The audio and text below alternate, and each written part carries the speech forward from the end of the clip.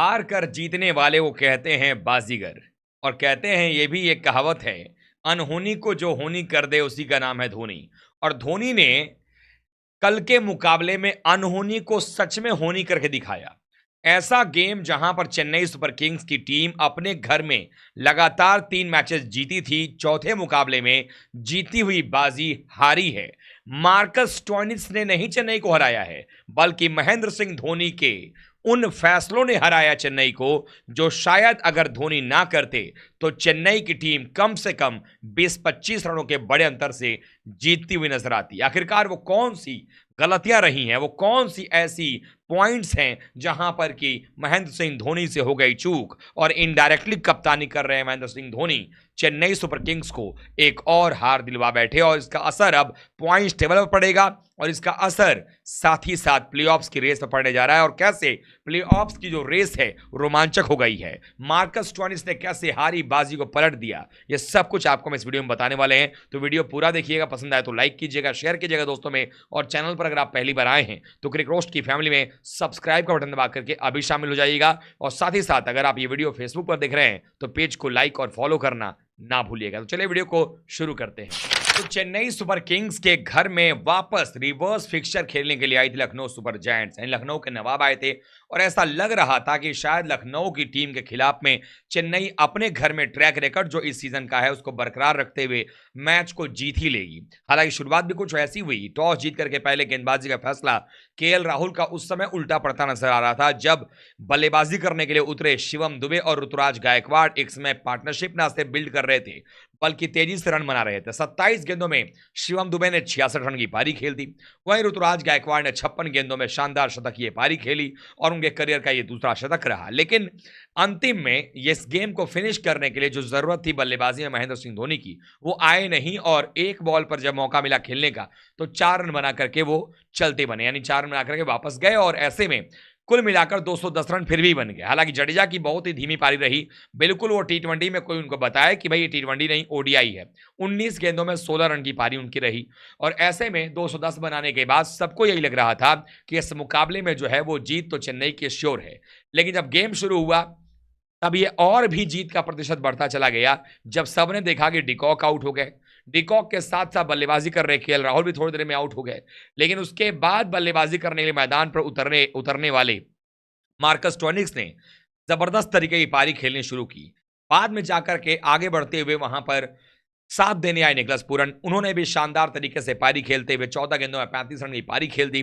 35 उनके बल्ले से निकले, शतकीय पारी मार्कस स्टोइनिस ने खेल दिया। और उसके साथ ही साथ इस मुकाबले को लखनऊ सुपर जायंट्स ने एक ऐसा मुकाबला जो जीता नहीं जा सकता था, जो लग रहा था कि मैच फिनिश हो चुका है, वो भी चेन्नई के खिलाफ में जब आपको अंतिम 4 ओवर में 60 से ज्यादा रन बनाने हो तो मुश्किल ही नहीं नामुमकिन लगता है। लेकिन दीपक हुडा ने भी आकर के 6 गेंदों में 17 रनों की ताबड़तोड़ पारी खेली और ये मैच जो है वो जीत गई लखनऊ सुपर जायंट्स की टीम। आप सोच रहे होंगे कि सब कुछ तो ठीक ही हुआ है भाई, चेस करके कोई बात नहीं है, लेकिन गलती कहां पर है अब आपको वो बताता हूं। सबसे पहले गलती मैच में वो ये रही कि आप सबको पता है कि कप्तान भले ही ऋतुराज गायकवाड़ हैं, लेकिन इनडायरेक्टली सारे फैसले महेंद्र सिंह धोनी ही करते हैं। और इस समय इनकी फ्रेंचाइजी और मैनेजमेंट में किसी के पास इतनी हिम्मत नहीं है कि धोनी के लिए फैसले को कोई चुनौती दे सके। ऐसे में जब मैच चल रहा था, जब पहले बैटिंग हो रही थी, उस समय जब दूसरा विकेट गिरा, डैरल मिचेल जब आउट हुए, तो उसके बाद जडेजा को भेजना सबसे पहली गलती रही, क्योंकि उन्होंने 19 गेंदों में 16 रन की पारी खेली और यह सबसे महंगा रहा, क्योंकि अंतिम के 15 गेंदों में जब लखनऊ चेस कर रही थी तो उन्होंने 49 रन मारी और यहीं पर 19 गेंदों में 16 रन बनाते नजर आए हैं रविंद्र जडेजा। तो पहली बड़ी भूल धोनी की ये रही कि उन्होंने जडेजा को नंबर 4 पर भेजा। और मुझे ये पूरा विश्वास है कि जब गायकवाड़ अंदर बैटिंग कर रहे थे पिच पर, तो उस समय कम से कम ये फैसला धोनी का ही रहा होगा। जब गेंदबाजी की बारी आती है तो वहां पर महेंद्र सिंह धोनी एक बार फिर से चूक करते नजर आए। गेंदबाजी में शानदार गेंदबाजी करने वाले दीपक चार, जिन्होंने पहले 2 ओवर में मात्र 11 रन दिए थे, उनको गेंदबाजी के मोर्चे से हटा देना और 3 ओवर शार्दुल ठाकुर से करवाना, जिनको कि आपने इंपैक्ट प्लेयर के तौर पर खिलाया था, वो 3 ओवर में 42 रन देकर के जाते हैं। वहीं रविंद्र जडेजा, जिन्होंने 2 ओवर में मात्र 16 रन दिए थे, उनके सामने स्टोइनिस परेशान, हताश, निराश नजर आ रहे थे और लग रहा था कि शायद वो उनको आउट कर देंगे। वहां पर गलती हुई और उनको हटा लिया गया और उनकी जगह मोइन अली आए, जिनके 2 ओवर में 21 रन ठोक दिए मार्कस स्टोइनिस ने। मार्कस स्टोइनिस का साथ देने जब पूरन आए तो लगातार उनकी जो है वो बल्लेबाजी अच्छी चलती रही, पार्टनरशिप बिल्ड हुआ और अंतिम में दीपक हुडा ने गेम को फिनिश कर दिया। यानी जो 3 गलतियां रही, पहली गलती जडेजा को नंबर 4 पर भेजना, दूसरी गलती रही कि यहां पर दीपक चहर से सिर्फ 2 ओवर करवाना, जबकि उन्होंने 2 ओवर में सिर्फ 11 रन दिए थे, सबसे इकोनॉमिकल बॉलर थे, उनसे उनका तीसरा चौथा ओवर ना करवाना, जडेजा से भी सिर्फ 2 ओवर की गेंदबाजी करवाना जो कि परेशान कर रहे थे स्टोइनिस को। तो ये 3 गलतियां होंगी और चौथी गलती जो रही वो ये रही कि धोनी खुद को ऊपरी क्रम पर, या यूं कहें कि 15 ओवर के तुरंत बाद बैटिंग पर क्यों नहीं ले जा रहे हैं, ये सबसे बड़ा सवाल है। क्योंकि कहीं ना कहीं हमारा गुस्सा या हमारा जो कुछ भी उम्मीद है वो नजर आता है कि धोनी के फैंस भी यही सोचते हैं, सीएसके के फैंस भी यही सोचते हैं कि महेंद्र सिंह धोनी को थोड़ा सा ऊपर बैटिंग करना ही चाहिए। और इसी को लेकर कहीं ना कहीं लोगों में, जो फैंस हैं धोनी के, चाहे जो सीएसके के फैंस हैं, उनके अंदर नाराजगी भी है और गुस्सा भी है कि जडेजा की जगह पर आप किसी और बल्लेबाज को, जैसे समीर रिजवी थे, उनको भेजा गया होता या धोनी खुद बैटिंग करने जाते तो शायद स्कोर 210 के बजाय 235 से 240 भी हो सकता था।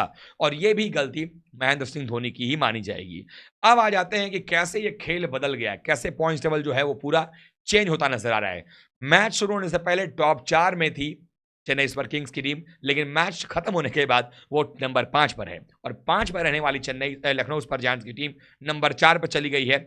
अब स्थिति ये हो गई है कि मुंबई इंडियंस की टीम भी खुश लग रही है कि चलो अब जो है यहाँ पर फिर से कैटेगरी में चेन्नई भी वहां पर आ रही है। अगर आप पॉइंट्स टेबल पर नजर डालेंगे तो आप दिखाई देगा आपको राजस्थान, कोलकाता और हैदराबाद, इन तीनों टीमों को कोई छू नहीं पा रहा है। चूंकि तीनों टीमों की बात करें तो 7-7 मैच में केकेआर और हैदराबाद के 10-10 अंक हैं।